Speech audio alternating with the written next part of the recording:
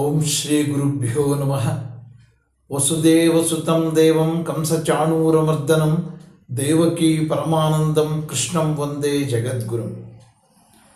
ಪರಾತ್ಪರ YouTube ಚಾನಲ್ನ ಎಲ್ಲ ವೀಕ್ಷಕರಿಗೆ ಮತ್ತೊಮ್ಮೆ ಸ್ವಾಗತ.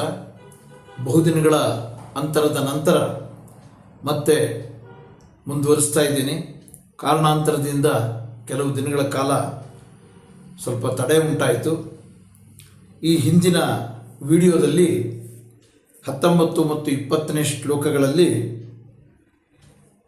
ಯಾರು ಕಾರಣ ಮತ್ತು ಕರ್ತೃ, ಹೇಗೆ ಕ್ಷೇತ್ರ ಮತ್ತು ಕ್ಷೇತ್ರಜ್ಞ ಅನ್ನುವಂಥದ್ದಿರುತ್ತೆಯೋ ಹಾಗೆ ಪ್ರಕೃತಿ ಮತ್ತು ಪುರುಷ ಅನ್ನುವಂಥದ್ದಿರುತ್ತೆ ಅನ್ನುವಂಥ ಮಾಹಿತಿ ತಿಳ್ಕೊಂಡಿದ್ವಿ. ಈ ಪ್ರಕೃತಿ ಮತ್ತು ಪುರುಷ ಅಂತಕ್ಕಂಥದ್ದು ನಮ್ಮೆಲ್ಲರ ಶರೀರಗಳಲ್ಲೇ ಇರುತ್ತೆ. ಈ ಶರೀರ ಅಂತಕ್ಕಂಥದ್ದೇ ಒಂದು ಮನೆ ಅಂತಾದರೆ ಅದರಲ್ಲಿ ವಾಸಿಸುವಂಥ ಜೀವಿ ಇದನ್ನು ಅನುಭವಿಸ್ತಾನೆ. ನಮ್ಮೊಳಗಿರ್ತಕ್ಕಂಥ ಜ್ಞಾನೇಂದ್ರಿಯ ಮತ್ತು ಕರ್ಮೇಂದ್ರಿಯಗಳು ಇವುಗಳು ನಮಗೆ ನಾನಾ ರೀತಿಯ ಸುಖ ಮತ್ತು ದುಃಖಗಳನ್ನು ಕೊಡುತ್ತೆ. ಅದನ್ನು ನಾವು ಅನುಭವಿಸಲೇಬೇಕು ಅನ್ನುವಂಥ ಮಾಹಿತಿಯನ್ನು ತಿಳ್ಕೊಂಡಿದ್ವಿ. ಮತ್ತೆ ಮುಂದುವರೆದು 21 ಮತ್ತು 22ನೆಯ ಶ್ಲೋಕಗಳಲ್ಲಿ ಏನನ್ನು ತಿಳ್ಕೋಬೇಕು ಅಂತ ನೋಡೋಣ. ಪುರುಷ ಪ್ರಕೃತಿಸ್ಥೋ ಹಿ ಭುಂಕ್ತೆ ಪ್ರಕೃತಿಜಾನ್ ಗುಣಾನ್ ಕಾರಣಂ ಗುಣ ಸಂಯೋಸ್ಯ ಸದಸದ್ಯೋ ನಿಜನ್ಮಸು ಅಂತ ಹೇಳ್ತಾ ಇದ್ದಾನೆ ಭಗವಂತ. ಅಂದರೆ ಪುರುಷ ಪ್ರಕೃತಿಯಿಂದ ಹುಟ್ಟಿರ್ತಕ್ಕಂಥ ಗುಣಗಳನ್ನು ಅನುಭವಿಸ್ತಾನೆ.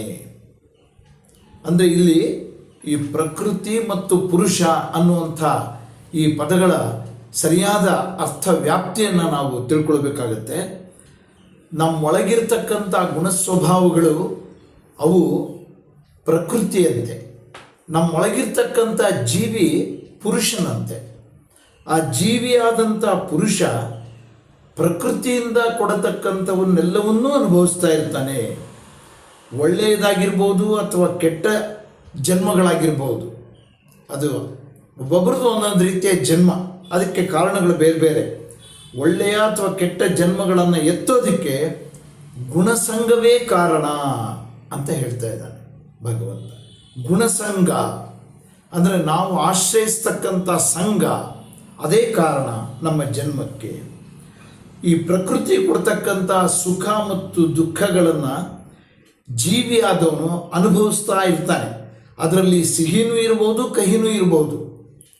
ಮೆಣಸಿನಕಾಯಿಯನ್ನು ಜಗಿದು ಬಾಯಿ ಉರಿ ಮಾಡ್ಕೊಳ್ತಕ್ಕಂಥದ್ದು ಇದೆ, ಕಬ್ಬನ್ನು ಜಗಿದು ಸಿಹಿಯನ್ನು ಅನುಭವಿಸ್ತಕ್ಕಂಥದ್ದು ಇದೆ.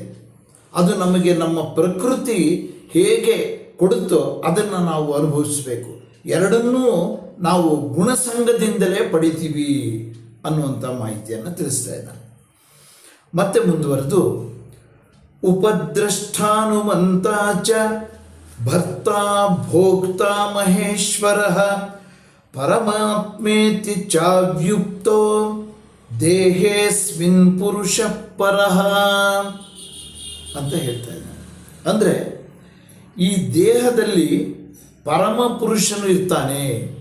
ಪ್ರತಿಯೊಂದು ದೇಹದಲ್ಲೂ ಕೂಡ ಜೀವಿ ಹೇಗಿರ್ತಾನೋ ಪರಮ ಪುರುಷನೂ ಹಾಗೆ ಇರ್ತಾನೆ, ಭಗವಂತನೂ ಇರ್ತಾನೆ. ಅವನು ಸಾಕ್ಷಿಯಾಗಿರ್ತಾನೆ ಮತ್ತು ಅನುಮೋದಕನಾಗಿರ್ತಾನೆ, ಭರ್ತೃ ಆಗಿರ್ತಾನೆ, ಭೋಕ್ತನಾಗಿರ್ತಾನೆ ಅಂತ ತಿಳಿಸ್ತಾ ಇದ್ದಾನೆ. ಈ ಭೋಕ್ತ ಮತ್ತು ಕರ್ತೃ, ಮಹೇಶ್ವರ ಮತ್ತು ಪರಮಾತ್ಮ ಅಂತ ಎಲ್ಲ ಹೇಳಲ್ಪಡ್ತಕ್ಕಂಥದ್ದು ಇದು, ಈ ಗುಣ ಅಂತಕ್ಕಂಥದ್ದು. ಈ ದೇಹದಲ್ಲಿರ್ತಕ್ಕಂಥ ಈ ಜೀವಾತ್ಮ ಹೇಗೆ ಇದೆಯೋ ಹಾಗೆ ಪರಮಪುರುಷನೂ ಕೂಡ ಇರ್ತಾನೆ. ಅವನು ನಮ್ಮೊಳಗಿನ ಎಲ್ಲ ಕ್ರಿಯೆಗಳಿಗೂ ಕೂಡ ಸಾಕ್ಷಿ ಇದ್ದಂತೆ. ಭಗವಂತ ಏನನ್ನು ನೀನು ಹೀಗೆ ಮಾಡು ಹೀಗೆ ಮಾಡು ಅಂತ ನಮ್ಗೆ ಹೇಳಲ್ಲ, ಒಳ್ಳೆಯದನ್ನು ಮಾಡು ಕೆಟ್ಟದ್ದನ್ನು ಮಾಡು ಅಂತ ಹೇಳಲ್ಲ. ನಾವು ಮಾಡಿದ್ದಕ್ಕೆ ಸಾಕ್ಷಿಯಾಗಿರ್ತಾನೆ ಮತ್ತು ಅದನ್ನು ಅನುಮೋದಿಸ್ತಾನೆ. ಸರಿಯಾದದ್ದನ್ನು ಮಾಡುವಂಥ ವಿವೇಚನೆ ನಮ್ಮೊಳಗೆ ನಾವು ಕಲಿಬೇಕು. ಜೀವಿಯಾದವನ ಕರ್ತವ್ಯ ಅದು. ಪರಮಪುರುಷ ಸಾಕ್ಷಿಯಾಗಿರ್ತಾನೆ ಅದಕ್ಕೆ, ಮತ್ತು ಮಾಡಿದ್ದನ್ನು ಅನುಮೋದನೆ ಮಾಡೋನಾಗಿರ್ತಾನೆ.